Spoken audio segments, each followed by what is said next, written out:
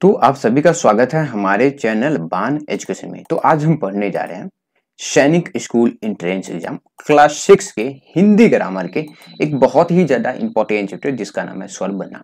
और मैं आपको बता दूं ये जो हमारा चैप्टर है ये बहुत ही ज्यादा महत्वपूर्ण चैप्टर है क्योंकि इस चैप्टर से संबंधित क्वेश्चन जो है हमारे एंट्रेंस एग्जाम में पूछे जाते हैं। तो चलिए हम अपना चैप्टर यानी कि सर्वनाम को स्टार्ट करते हैं।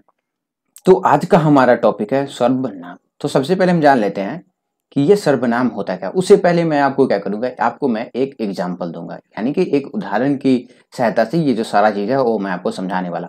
अब यहाँ पे देखिए, अब यहाँ पे मैं आपको राम के बारे में कुछ बताने जा रहा हूँ। अब यहाँ पे आप देखिएगा कि राम एक लड़का है, राम पढ़ने में तेज है, राम कड़ी मेहनत की है, राम को अवश्य सफलता मिलेगी। अब यहाँ पे आप देखिएगा ध्यान से कि राम जो है हमारा वो बार बार यूज हो रहा है। राम एक लड़का है, फिर राम पढ़ने में तेज है, राम कड़ी मेहनत की है, राम को अवश्य सफलता मिलेगी। तो यहाँ पे आप देखिएगा कि राम जो है हमारा वो 4 सेंटेंस है, 4 वाक्य है जिसमें राम हमारा 4 बार आ चुका है। तो यहाँ पे आप देखिएगा कि ये जो सेंटेंस है हमारा वो पढ़ने में उतना अच्छा नहीं दिख रहा होगा। अब यहाँ पे देखिए अगला जो हमारा इस तरफ देखिए, राम एक लड़का है, वह पढ़ने में तेज है, उसने कड़ी मेहनत की है, उसे अवश्य सफलता मिलेगी। तो यहाँ पे देखिएगा कि राम जो है हमारा वो हट चुका है। यहाँ पे देखिए, यहाँ पे आपको राम दिख रहा होगा, यहाँ पे राम दिख रहा होगा, यहाँ पे राम दिख रहा होगा, लेकिन यहाँ पे क्या हुआ, दूसरा में राम एक लड़का है, वह पढ़ने में तेज है, उसने कड़ी मेहनत की है, उसे अवश्य सफलता मिलेगी। तो देखिएगा कि दूसरा वाला जो हमारा जो भी राम के बारे में लिखा हुआ है ये बहुत ही ज्यादा अच्छा लगता है। क्यों? क्योंकि यहाँ पे बार बार राम जो है वो हमारा रिपीट नहीं हो रहा है। और ये जो हमारा वह है, उसने, उसे, इसी को हम सर्वनाम बोलते हैं। अब यहाँ पे आप इसका डिफिनीशन देख लीजिए। तो यहाँ पे है हमारा संज्ञा के बदले जिन शब्दों का प्रयोग होता है उसे सर्वनाम कहते हैं। तो यहाँ पे आपको ध्यान रखना है कि संज्ञा के स्थान पर, संज्ञा के बदले यानी कि संज्ञा के बदले जिन शब्दों का प्रयोग होता है उन्हें सर्वनाम कहते हैं। जैसे में देखिए, राम एक लड़का है, राम पढ़ने में तेज है, तो राम की जगह यहाँ पे क्या हुआ, वह आया है। तो ये जो वह है वो हमारा क्या है, सर्वनाम है, क्योंकि राम एक संज्ञा, उसके जगह ये जो हमारा शब्द है वो आया है। अब यहाँ देखिए, फिर राम की जगह पे क्या आया है, उसने आया है, फिर राम की जगह उसे। तो यहाँ पे देखिएगा कि ये जो भी हमारे वर्ड है ना, ये जो भी आपने वर्ड अभी देखा ये हमारे क्या हो गए, सर्वनाम हो गए। क्यों हो गए? क्योंकि ये जो सारा है वो हमारे संज्ञा है, यानी कि यहाँ पे संज्ञा के जगह पे आए हैं, राम के जगह पे ये जो है वो हमारे आए हैं। अब मैं आपको बता दूं कि हिंदी भाषा में कुल 11 सर्वनाम ही है। 11 सर्वनाम ही आपको देखने को मिलेगा। जैसे में मैं हो गया, तू, आप, यह, वह, जो, सो, कोई, क्या, कुछ और कौन। अब यहाँ पे देखिएगा कि इन्हीं 11 सर्वनाम से बहुत सारे सर्वनाम जो है वो हमारे बने हैं। और भी सर्वनाम का इन्हीं क्या है, इन्हीं 11 से उत्पत्ति हुई है। जैसे में मैं से क्या हुआ, मैंने, तू, तुम। तो ये जो सारे सर्वनाम है वो इन्हीं 11 से आए हैं। चलिए अब हम आगे बढ़ते। अब हम जान लेते हैं कि सर्वनाम के भेद। तो मैं आपको बता दूं कि सर्वनाम के भेद, तो देखिए सर्वनाम के 6 भेद होते हैं। अब कौन कौन सा सर्वनाम होते हैं यहाँ पे आप देखिए।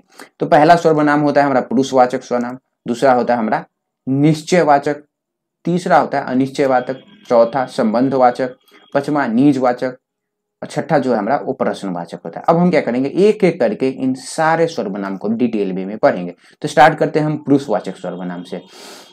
अब देखिए, पुरुषवाचक सर्वनाम जिस सर्वनाम से बोलने वाला, सुनने वाला या जिसके बारे में कहा जाए उसका बोध हो उसे पुरुषवाचक सर्वनाम बोलते हैं। देखिए, पुरुषवाचक एक हमारा ऐसा सर्वनाम है जिससे आपको बोलने वाले का बोध होगा, सुनने वाले का बोध होगा, या जिसके बारे में बोला जाए उसका बोध होता है, उसके बारे में पता चलता है, उसको हम क्या बोलते हैं, उसको हम बोलते हैं पुरुषवाचक सर्वनाम। अब यहाँ पे देखिए, जैसे में पुरुषवाचक सर्वनाम में हमारा मैं आ जाएगा, मैंने, हम लोग, आप, आपको, उसका, उसकी। ये जो है हमारा क्या है, ये सारे जो है हमारा वो पुरुषवाचक सर्वनाम है। अब देखिए, पुरुष मतलब आपको समझना चाहिए कि क्या होता है, कोई भी बोलने वाला, सुनने वाला या जिसके बारे में बोला जाए। अब यहाँ पे देखिए, अब यहाँ पे एक सेंटेंस है, उसको आप गौर से पढ़िएगा तो आपको समझ में आ जाएगा। देखिए, मैंने कल आपको उसकी घड़ी दी थी। मैंने कल आपको, तो मैंने क्या हुआ, मैंने बोलने वाला, कल आपको तो कोई व्यक्ति को ही ना मैं बोल रहा हूँ कि मैंने कल आपको उसकी घड़ी दी थी। तो आपको कौन हुआ, आप जो हुआ वो हमारा क्या हुआ, सुनने वाला हो गया।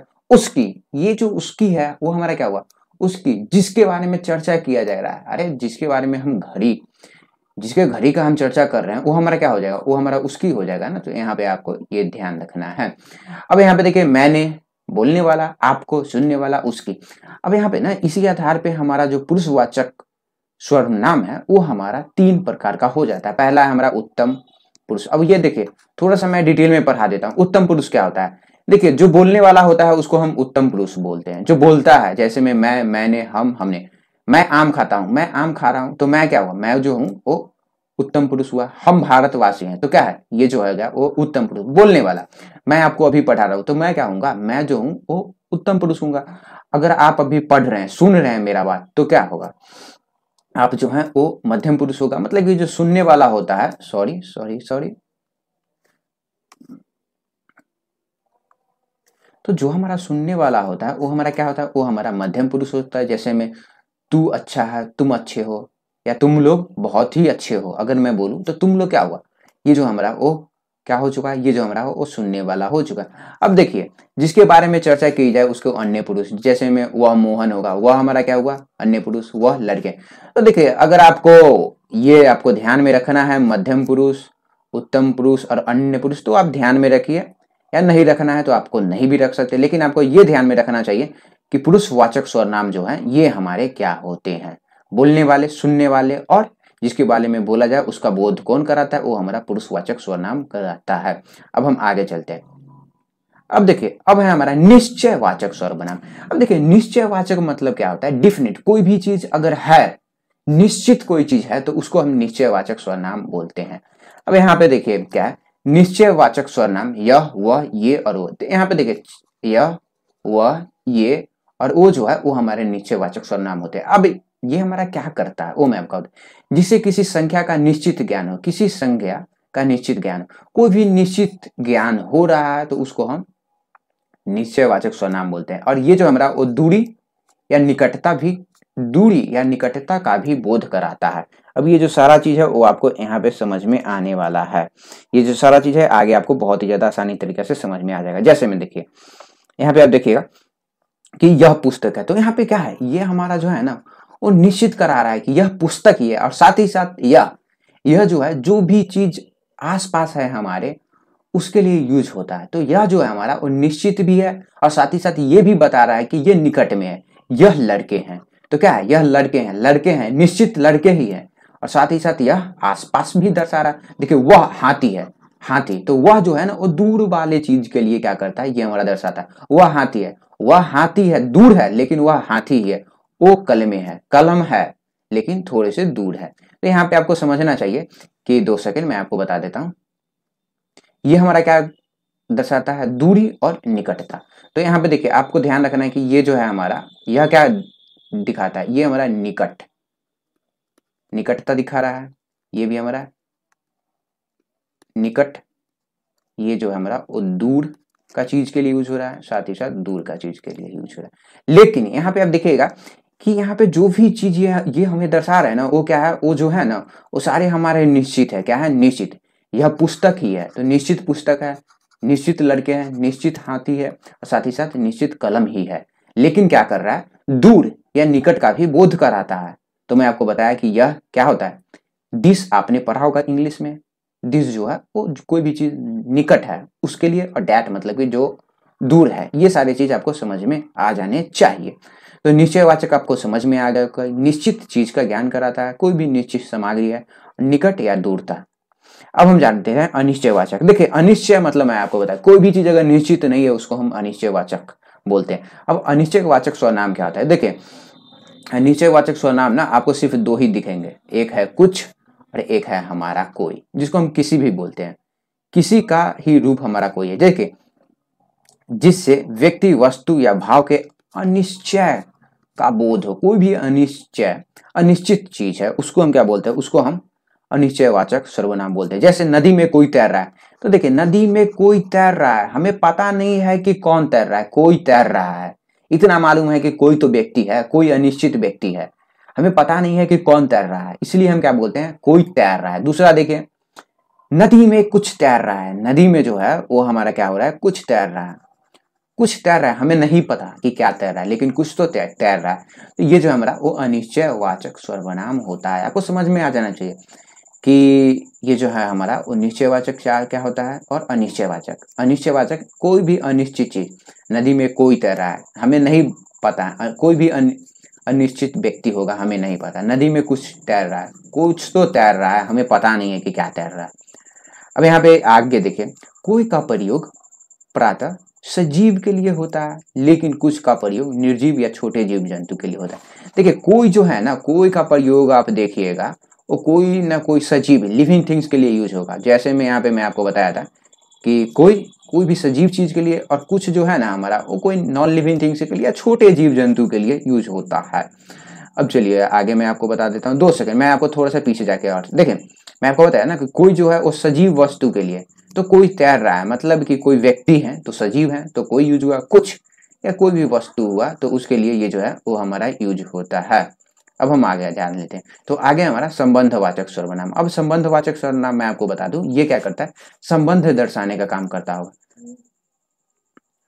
सर्वनाम का संबंध जोड़ने वाला संबंधवाचक सर्वनाम कहलाता है। तो कोई भी सर्वनाम जो संबंध जोड़ता है उसको हम क्या बोलते हैं, संबंधवाचक सर्वनाम। अब यहाँ पे देखिए, यहाँ पे आपको दिख जाएगा जिसकी उसकी, ये एक ही सेंटेंस में है, जो सो। अब यहाँ पे आपको समझ में आ जाएगा ये सारा चीज।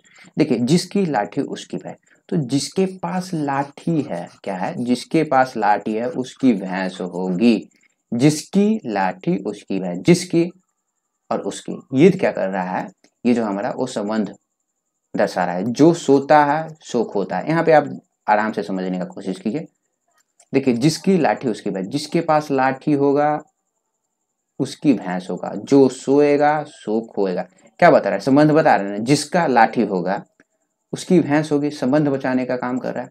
जो सोता है सो खोता है। समझ में आ गया क्या बता रहा है, ये हमारा संबंध बचा रहा है। जिसके पास लाठी होगा उसकी भैंस होगी, संबंध बता रहा है ना दोनों में। देखिए इसका और इसका, समझ में आ गया आपको। अब यहाँ पे देखिए जो सोता है, जो व्यक्ति सोता है सो खोता है, सिंपल सा चीज है। तो संबंधवाचक आपको समझ में आ गया होगा, जिसकी उसकी जो सो। अब हम आगे चलते हैं, अब निजवाचक सर्वनाम जान लेते हैं कि निजवाचक सर्वनाम क्या होता है। निजवाचक सर्वनाम आप, निजवाचक सर्वनाम है जिससे निज या स्वयं का बोध है। देखिए निज का मतलब क्या होता है जानते हैं, स्वयं। आपने सुना होगा कि मैं अपने निजी काम के लिए बाहर जा रहा हूँ, तो मतलब अपने काम के लिए बाहर जाता हूँ। अब यहाँ पे ये जो सारा चीज है वो आपको समझ में जाएगा। अब देखिए मैं आप ही चला जाऊंगा, मैं आप ही चला जाऊंगा, मैं आप ही चला जाऊंगा। यहाँ पर आपका मतलब क्या हुआ, स्वयं। मैं स्वयं ही चला जाऊंगा, तो आप जो है निजवाचक सर्वनाम, मतलब कि मैं स्वयं खुद चला जाऊंगा। स्वयं मतलब खुद होता है ना, ये हमारा निजवाचक हो गया। अब आगे चलते हैं, वह अपना काम आप ही करता है। वह अपना काम आप ही करता है मतलब कि वह अपना काम स्वयं करता है। तो देखिए स्वयं आप, यहाँ पर देखिए सेंटेंस थोड़ा सा आपको फर्स्ट टाइम में लगेगा कि ये क्या हो रहा है, आपका उपयोग। निजवाचक सर्वनाम जो है वो क्या करता है, स्वयं को दर्शाने के लिए यूज करता है। जैसे में मैं आप ही चला जाऊंगा, मतलब कि मैं अपने आप ही चला जाऊंगा। वह अपना काम आप ही करता है मतलब कि वह अपना काम स्वयं ही करता है। जैसे में कोई बच्चे बोलते हैं कि मैं आप ही पढ़ लूंगा, मतलब कि मैं खुद पढ़ लूंगा। मैं आप ही परीक्षा पास कर दूंगा, मैं खुद स्वयं परीक्षा पास कर जाऊंगा। तो ये जो हो गए ये हमारे निजवाचक सर्वनाम हो गए। तो यहाँ पे हमारा चैप्टर सर्वनाम जो है वो कंप्लीट हो चुका है। अब मैं आपसे मिलता हूं अगले वीडियो में, तब तक मैं आपसे रिक्वेस्ट करूंगा कि अभी तक अगर आपने हमारे चैनल बान एजुकेशन को सब्सक्राइब नहीं किया है तो यहाँ पे आपको एक लाल कलर का सब्सक्राइब का बटन दिख रहा होगा, इस बटन को दबा के आप हमारे चैनल को सब्सक्राइब कर सकते हैं। और साथ ही साथ आपको हमारे चैनल पे सैनिक स्कूल से रिलेटेड सारे सब्जेक्ट के वीडियो मिल जाएंगे। आपको हिंदी के भी वीडियो मिल जाएंगे, इंग्लिश के भी वीडियो, जीके के भी वीडियो, रीजनिंग के भी वीडियो, सारे सब्जेक्ट के वीडियो मिलने वाले। आप जाके देखिए चैनल पे जो भी वीडियो है उसको देखिए और अपने तैयारी को बहुत ही अच्छी तरह से मजबूत बनाइए। और साथ ही साथ आप जो है वो हमसे व्हाट्सएप नंबर पे भी कांटेक्ट कर सकते हैं। यहाँ पे आपको हमारा व्हाट्सएप नंबर दिख रहा होगा, आप जो है वो हमसे नोट्स भी ले सकते हैं। और साथ ही साथ अगर आपको कोई कोर्स परचेज करना है, मॉडल टेस्ट पेपर या सैंपल पेपर, तो आप जो है वो मैसेज करके परचेज कर सकते हैं। धन्यवाद, जय हिंद, जय भारत। अब मैं आपसे मिलता हूँ अगले वीडियो में।